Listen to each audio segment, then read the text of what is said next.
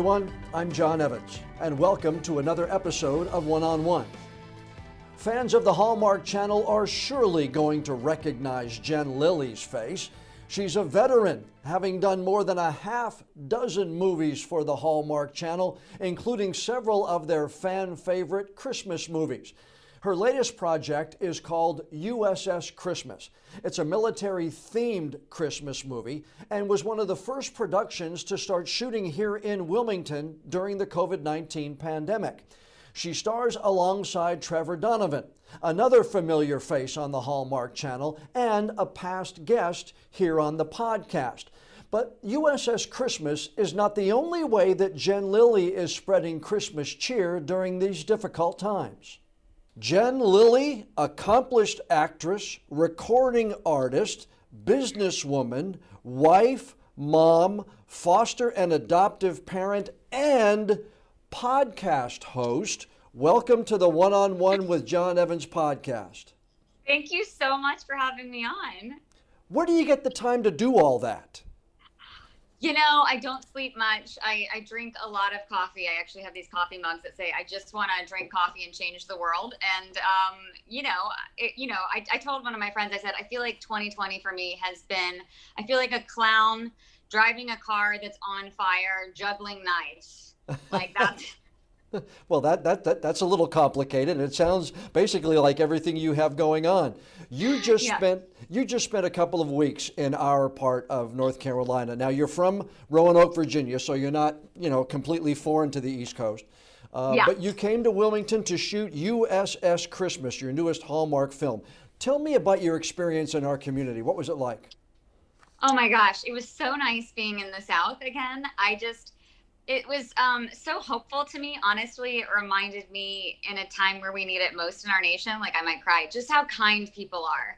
I forget and I feel like I've lost a lot of hope sometimes in our nation this year. But when I went to North Carolina, it was like, oh, people do look you in the eyes and they are kind and they still say please and they still say thank you and they still say y'all and they're still so sweet, So it was a nice reprieve for me to be back in the South and to just encounter so many kind people. What did you do when you were here? Did you have favorite places to go, favorite things to do? I mean, I know you're working and they tuck all that in like 15 days from what Trevor told me, but we were not allowed to go anywhere. So we had to be super quarantined. That's just kind of the rule of our union when we're shooting. So every single weekend, I would record my podcast. I brought my podcast equipment. So I would record podcast guests on the weekends.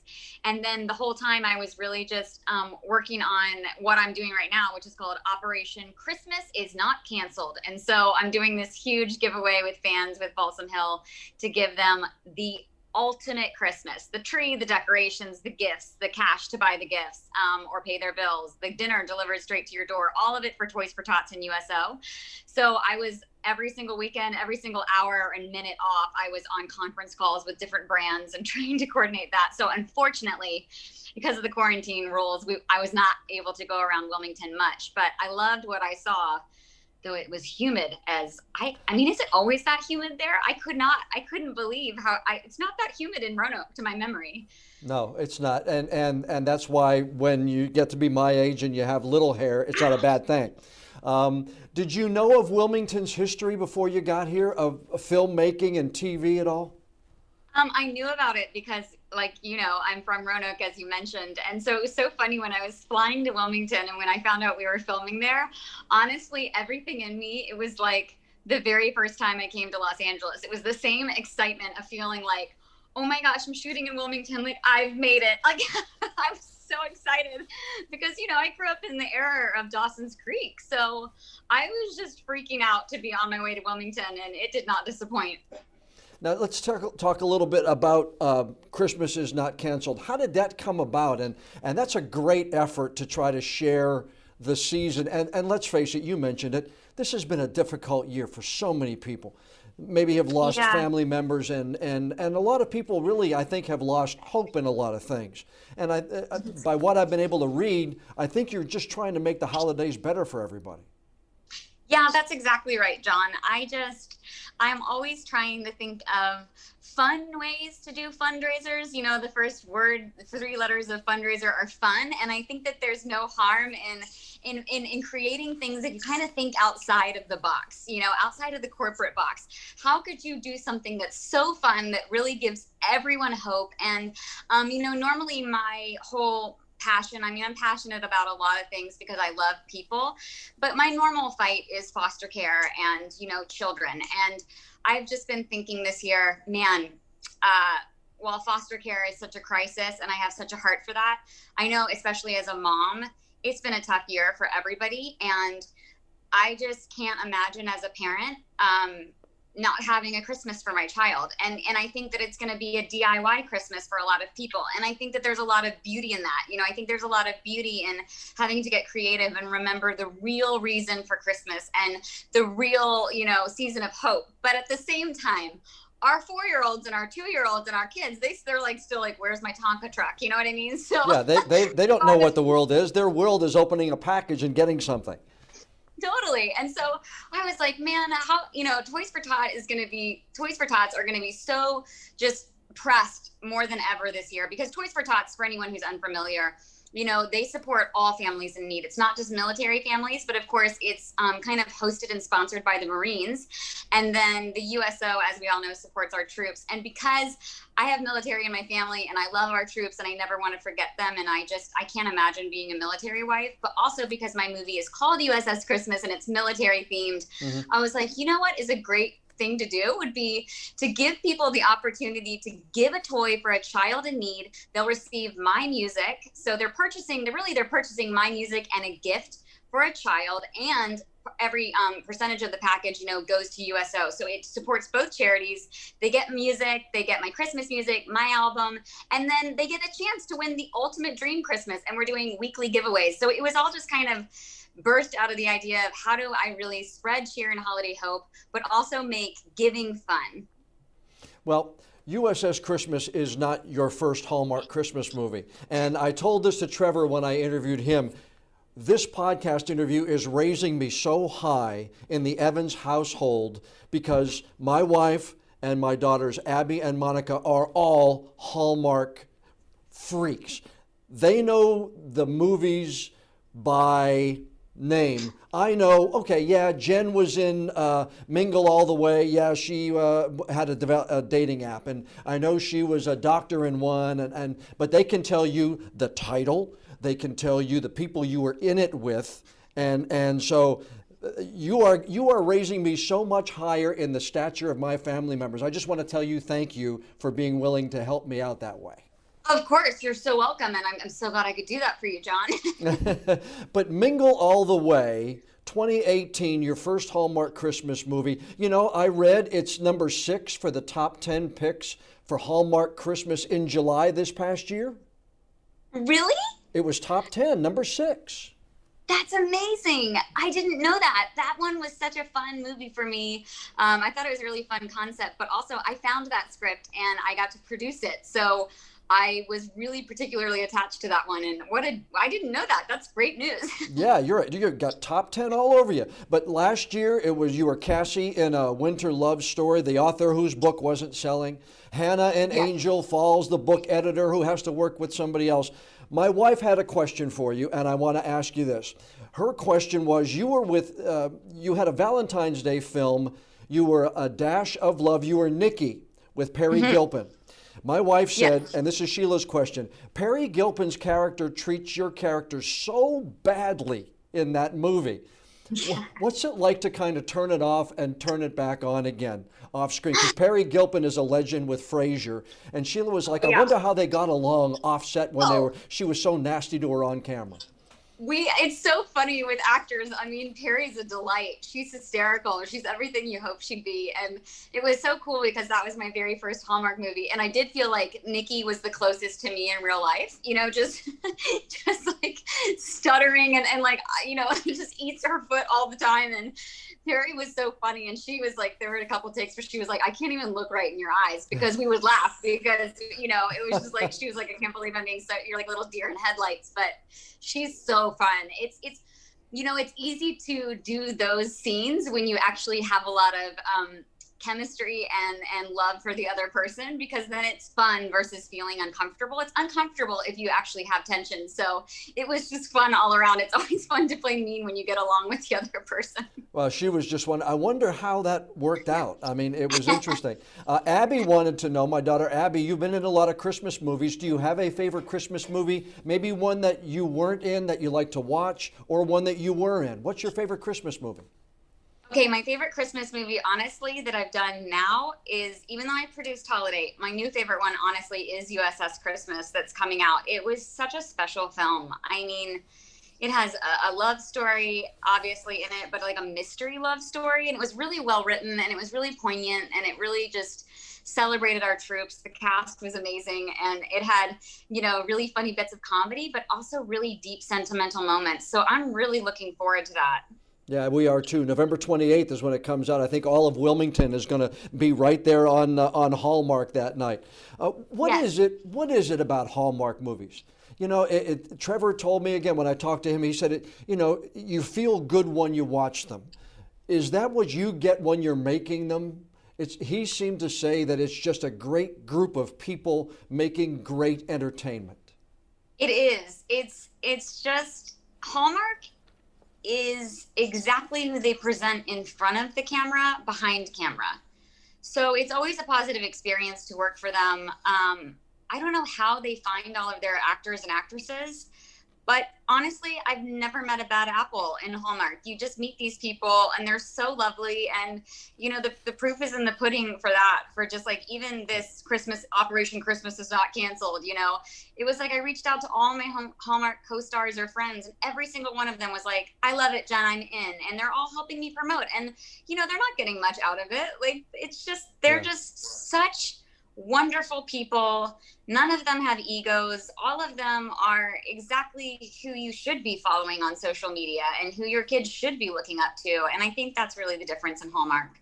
Well, one of the cool things I thought was when you were in Eat, Play, and Love as Dr. Carly Monroe, 2017, you were there with the $6 Million Man and the Bionic Woman.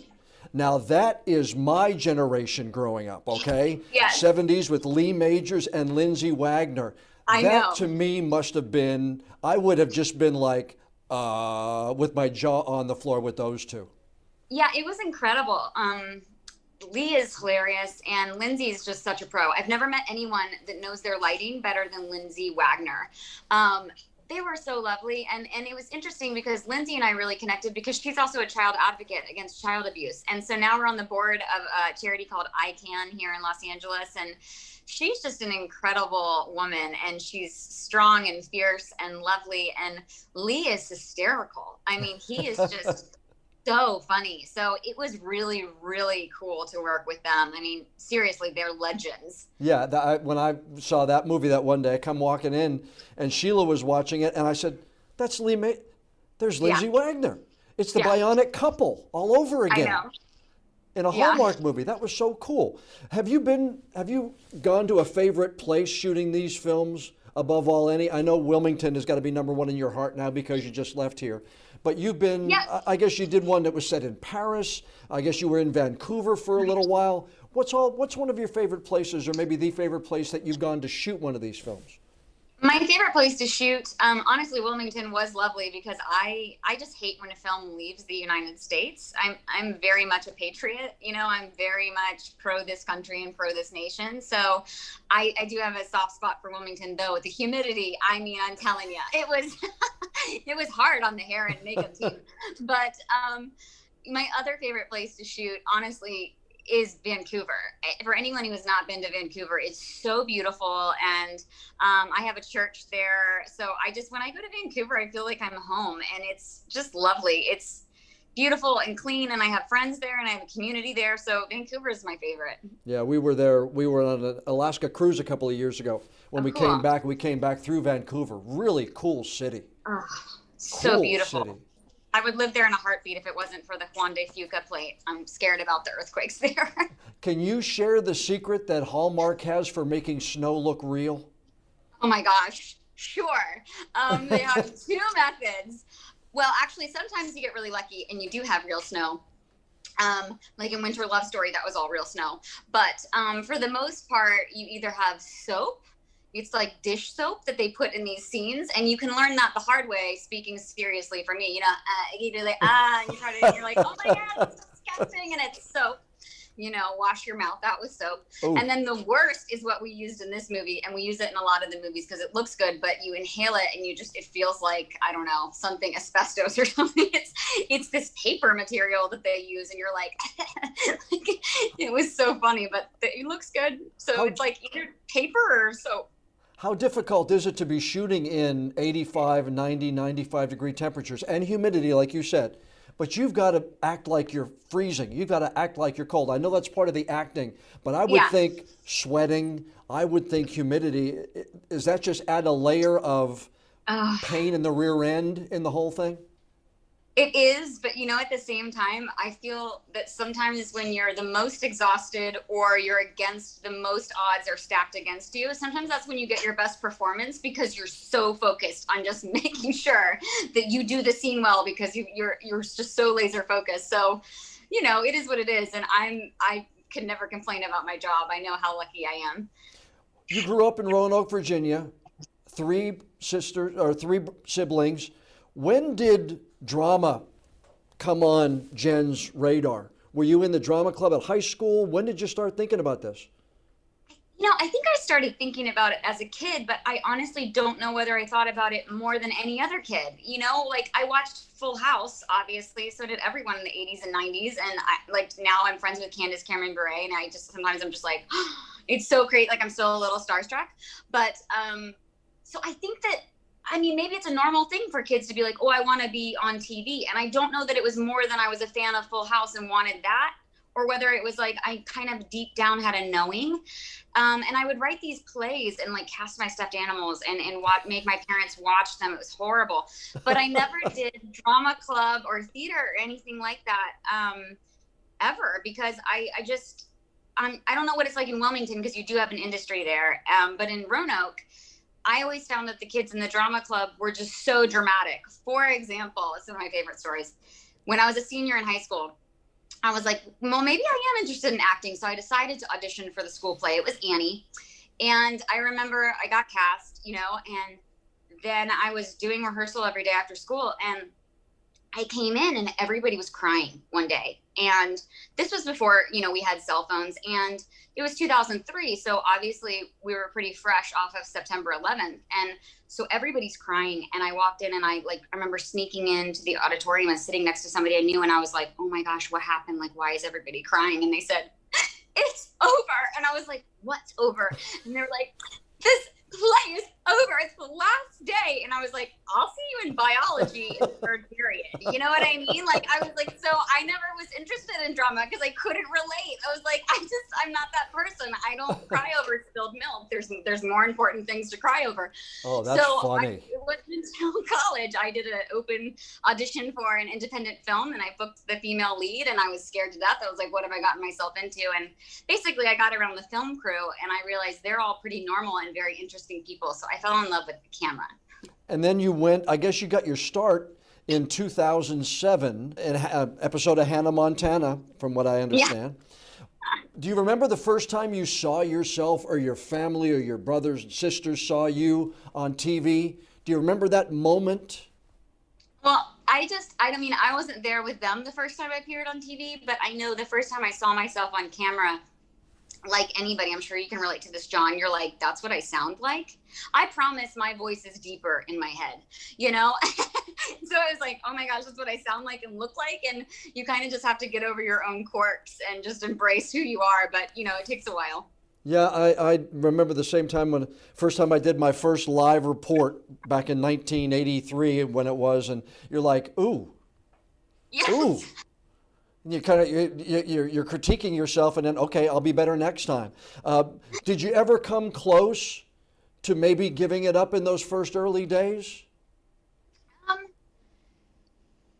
yes and no. I remember. So I'm an extremely practical A-type person, and I love science. I actually got a degree in geology, a minor in geology, and I So because I love science and statistics, I studied when everybody says, oh, they're like the next up and coming actor. If you actually study a myriad of actors, whenever they reach the up and coming, the average, I did like a scientific study, a survey, and I found that the average success period is about 8 years. So moving out here, I told my husband, I said, you know, there's going to be a lot of times based on my research that in year 3 or 4, people try to quit. And I said, please don't let me quit till year 8. If after 8 years I'm still going in circles and I'm not making any progress, then I'll go back to Virginia and I'll teach, you know, school or something that I really enjoy anyway. Mm-hmm. There are so many things that I enjoy. So it wasn't like acting was the only option for me, but it really is my passion. And so I think there were times where I felt like giving up, but at the same time, I had made a promise to myself that I would give it 8 years. And then you landed the role on General Hospital. Do you remember getting that phone call? Oh my gosh, I do, John. And it wasn't even a phone call. This is how crazy it was. I went in. I'm like, which version of the story should I tell you? How much time do we have? You got plenty of time. I could always extend this recording. Okay, I'll tell you the most hilarious. I'll tell you the longer version and I'll make it abbreviated. So I went in for General Hospital, and before that, I had always done comedy. I was actually told in Los Angeles, because it's LA when I moved here, I was told by several casting directors, hey, you should just never try out for a soap opera, like, because you're too awkward and you're not pretty enough to be on a soap. So just know that you'll never ever be on a soap opera. And I was like, that's fine. I know LA, it's so LA. Really? So that's fine. I mean, I like comedy, and I know that, you know, maybe I look okay when my mouth is closed and I'm stationary, but as soon as I start moving, I'm like awkward and quirky, and you know, that's like kind of the rom-com Jen. So I was like, okay, well, I have no intention of booking a soap anyway. I've never watched soaps. I love them, but you know, I was like, that's fine. So I went in, and the very first time I auditioned for General Hospital, it was this role. It was called Woman in White. And it was like, you know, I went to University of Virginia. I don't think I'm the smartest person, but I'm also not dumb. And so I know the English language pretty well, but the description for this character was just woman in white. It was like ethereal and fairy-like and powerful and dark and mysterious, but light. And you were like, what? And I remember defining every single word, because I kept thinking, maybe I don't understand what ethereal means, because ethereal and then this word right next to it don't mean the same thing. And so I remember going to an acting coach, Sherry Shaw, because I had no grasp. I don't normally go to acting coaches for an audition, but I was like, I don't know how to do this one. This woman has no definition. She's kind of creepy, but then she's supposed to be like, it was the weirdest description you've ever read in your life. And it was a contract role. I go in, the audition coach is like, what the freak is this? And I was like, I was hoping that I could pay you to tell me. And she was like, okay, so let's just make some really strong choices and we're just going to go for it. So I don't ever recommend that an actor goes in character, especially for like a psycho creepy role. But I was like, I don't know how else to do this. And I really don't have any intention of doing soap operas. I've already been told I'll never book one. So I guess I'm just going to go full on, right? So I went in character, and because I'm a very expressive person with a high voice and I talk with my hands, I literally sat on my hands. I deadlocked the casting director, Mark Teschner. I went in character, lowered my voice, and was very, very creepy. And then after the audition, I backed out of the room staring at him like a crazy person. And I was like, so nice meeting you. Goodbye. And I left, and I called my manager and I said, well, he was like, how'd it go? I said, look, I went in, I did everything as intended that Sherry and I talked about. I either scared the bejesus out of him and we will never ever get a call and I'm going to be blacklisted, or I rocked it. I don't know. Yeah. So I was like, it's either or. And my guess is you rocked it. No, I did not. So then Mark Teschner calls my manager, Mitch, and he's like, I mean, it was interesting. And he's like, look, I don't think she's right for this, but I kind of liked what she did. So just call me back. I'm going to find a role for her. So I was like, okay. So a couple months go by and this role for Maxie comes out, Maxie Jones. And it wasn't labeled Maxie Jones. I didn't know it was a recast going in. All it said was blonde, must be blonde, thin, 5'3", high voice, talks fast, walks fast, good at comedy. And so I was like, great, I can do that. So my manager and I were like, great, he said he'd see me again. Let's make him see me again. So I went in, had no idea it was Maxie, booked it on the spot. And they're like, Okay, so they started running in. They were like, could you just like just stay here? And then they started like handing me scripts. They're like, we need to bring you down for an emergency fitting. You start tomorrow morning at 5:45. It was 3 p.m. I was like, what? They were handing me 12 scripts. They were like, we're backlogged. This is what's going on. You're taking over for Kirsten Storms, who I knew because she was a Disney star. And I was like, what? And then I sat down in the executive producer's office, Jill Farron Phelps at the time. And she sits me down on her couch and she goes, now I just want you to know that everyone is so nervous when they do a soap opera because we move really fast. We do 200 pages a day. Everything is word perfect and there's no teleprompter. So I just want you to know that everybody's nervous going in. And so I start to relax for half a second. And I was like, okay, good. So I feel like, okay, I can do this. And then she puts her hand on my knee across the couch and she says, at the same time, this is the most critical time in the history of this show. We're facing cancellation, and I really need you to pull this off. I'll see you tomorrow morning. And I was like, oh, man. Okay. And the next morning I went in and I remember freaking out in the dressing room. And I remember thinking, I can't do this. And I almost went up to the 5th floor, which was where Mark Teschner's office was, and went in and said, hey, you know the 2 other girls that were at the callback? Like, I think that they could probably memorize this. And then they called me up to the stage, and I was like, here we go. And so it was what it was. Wow. It was supposed to be like 2 weeks and it ended up being a year. And then Woman in White was supposed to be 6 years and it ended up being like 4 months because the audience was like, what is this? Yeah, really. Did you know much about how devoted soap opera fans are when you did GH and then when you did Days of Our Lives? Soap opera fans, yeah. They are the most dedicated fans on the earth. If we do something in the afternoon, if there's a weather advisory or something, and we put something over a soap opera, oof, man, are we in trouble. But did you realize that once you got into it?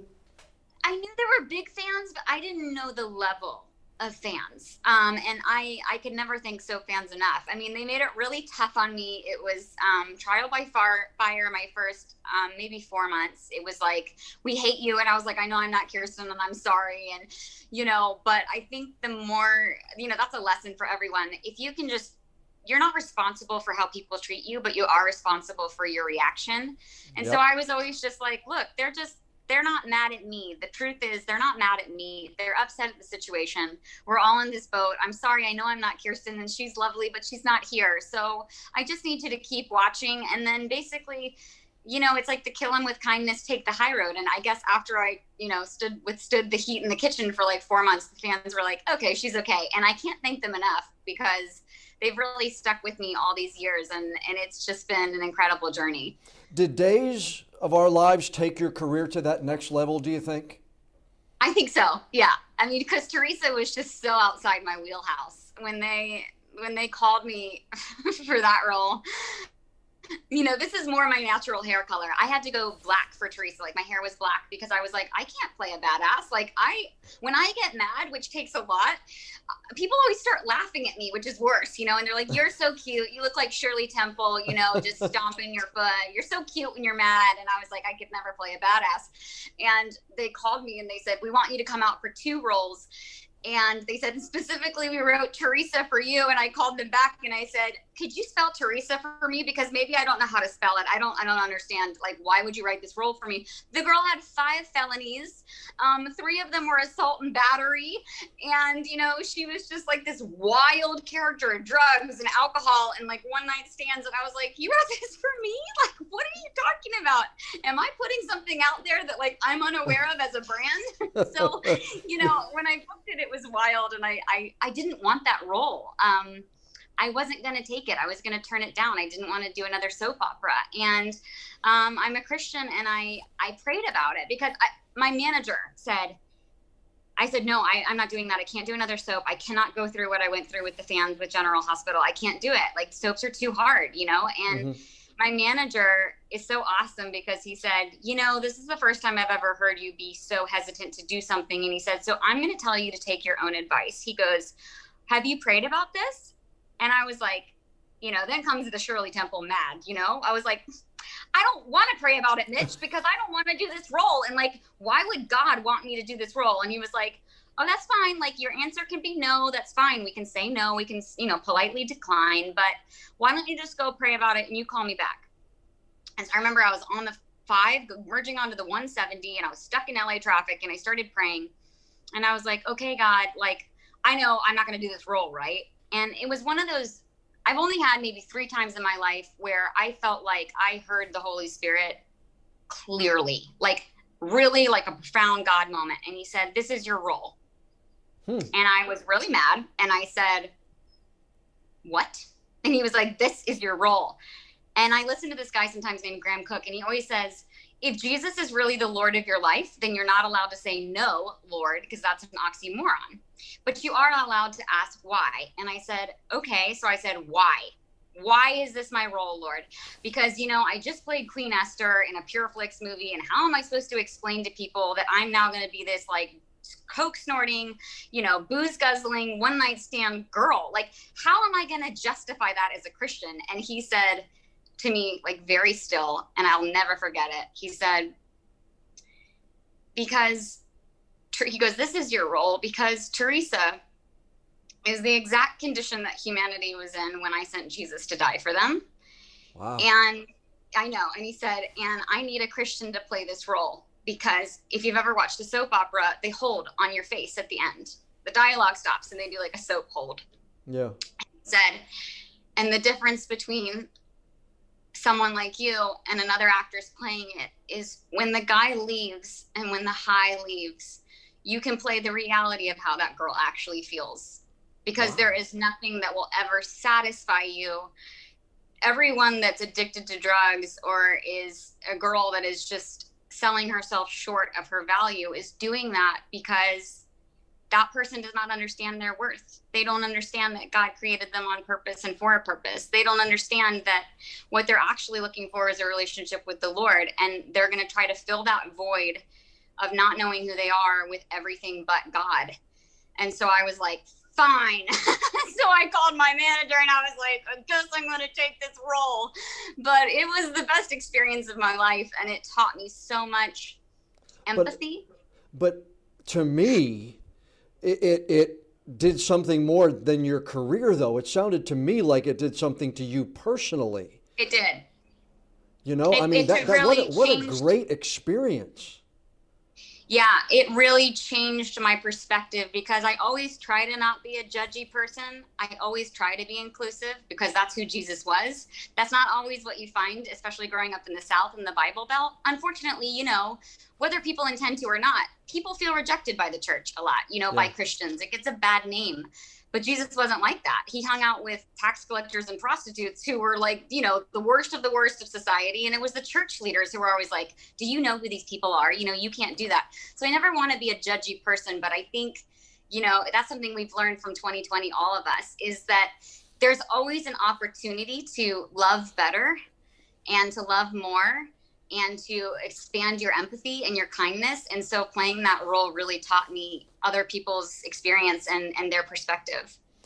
2020 brings your new album called Hindsight. Hindsight is 2020. I got the reference. Yeah. But what does recording artist mean to Jen Lilley? I know you did a Christmas record a couple of years ago. Yeah. And this is brand new. And I know this allowed you to do the Voices That Give project, which I think is so cool. Thanks. But where does recording artist rank? How important is that? Is that something you want to do long term? I would love to do it long term because singing is actually what I always wanted to do as a child. You know, I didn't know I wanted to be an actress. I knew I wanted to be a singer. But I think with anything, my most important thing is how do I have success so that I can give back? And so for me, more important than, I can always sing. You can sing in your car, you can sing whatever, you know. I had the opportunity to maybe go with a label and do something bigger, but for me, I had to decide what the real goal of the album is. And recording artists, as lovely as they are, you know, they are kind of a slave to their label, and their schedule is dictated by the label. And for me, it was like, the only reason I'm really singing, aside from loving it, is to give back. You know, I use the hashtag music that gives. So every time you buy my album, it always is going for charity. So that's the most important thing to me. Well, JenLilleyMusic.com is where people can go, and I suggest they do, because Voices That Give, where did the idea for that come out? And if people have not seen this, you really need to go and Google Voices That Give and JenLilley.com, because you actually gave young aspiring performers the opportunity to be in a video so they may get some boost with their career, but you also raised 50 grand. Yeah, it was incredible. That idea came out of the original idea is just that I really want to build a neighborhood that's full of safe, loving, stable foster homes. Because, you know, if anybody knows anything about foster care, it's probably the bad things. But I will say the good foster homes are the most wonderful foster homes, and the bad foster homes, unfortunately, are the worst homes you can imagine. Mm-hmm. So I was trying to figure out how to solve foster care, and I think one of the issues is building a community. So it's a neighborhood model filled with safe, loving foster homes that gives the kids, they don't have a stigma around, you know, playing with their neighborhood kids. They don't have to explain why now they live with the Smiths family and they don't look like them. And then for the foster parents, it gives them a sense of community. So I was like, how do I build that?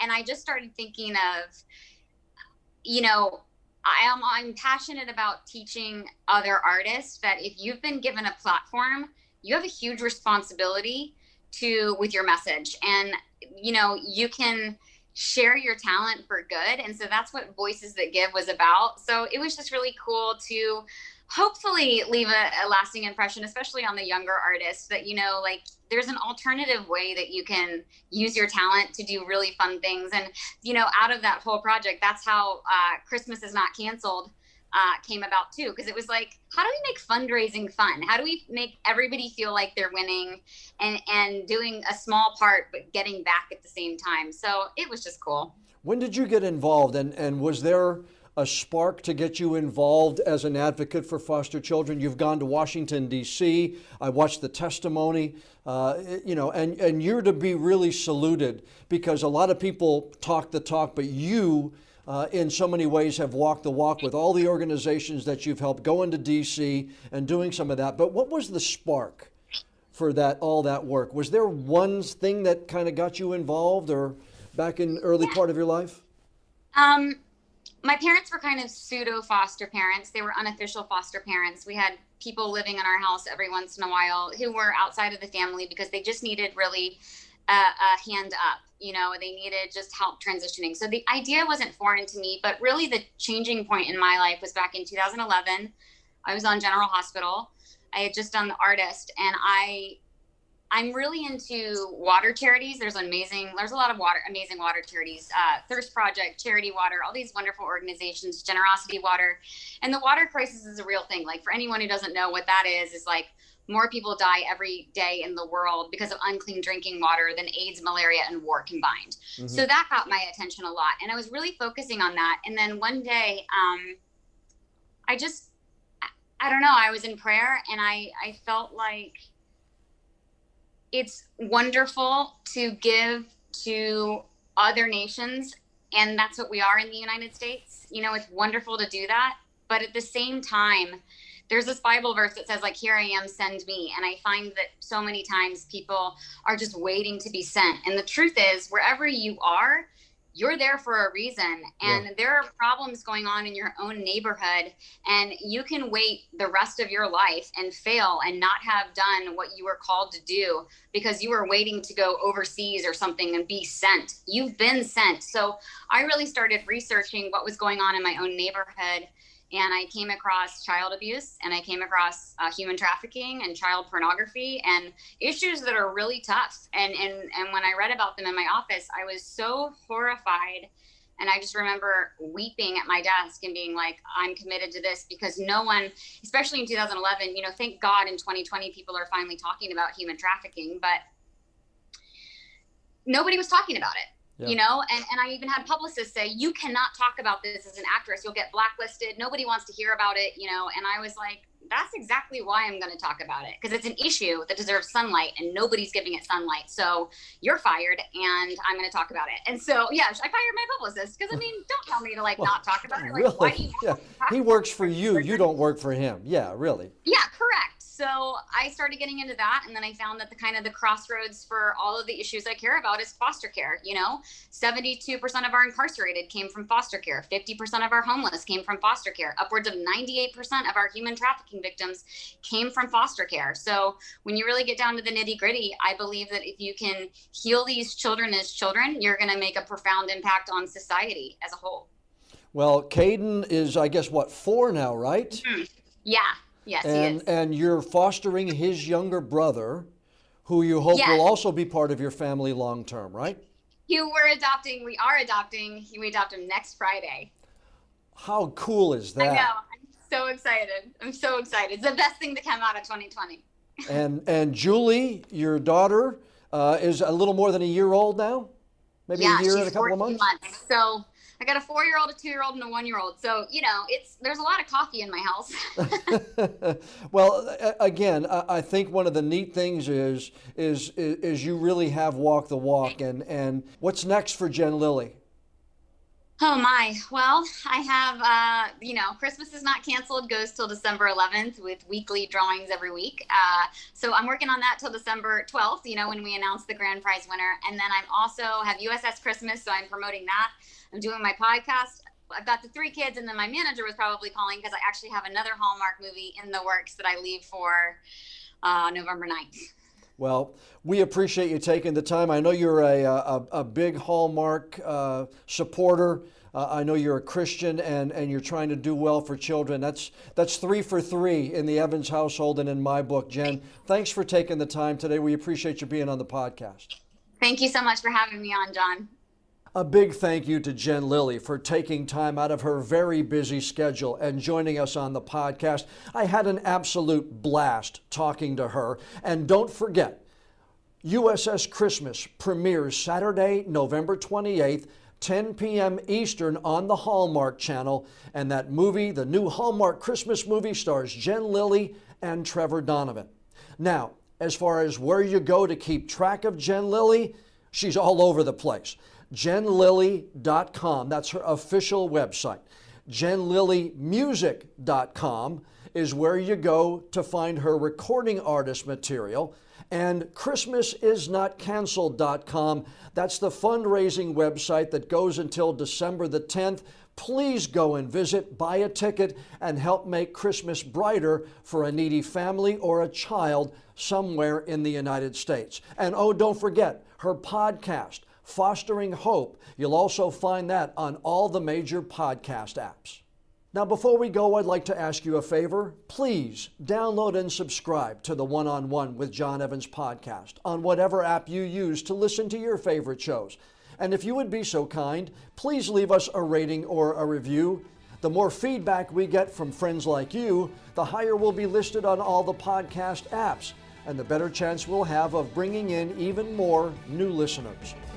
I'm John Evans. Thanks so much for joining us for this week's episode of One-on-One. Stay safe.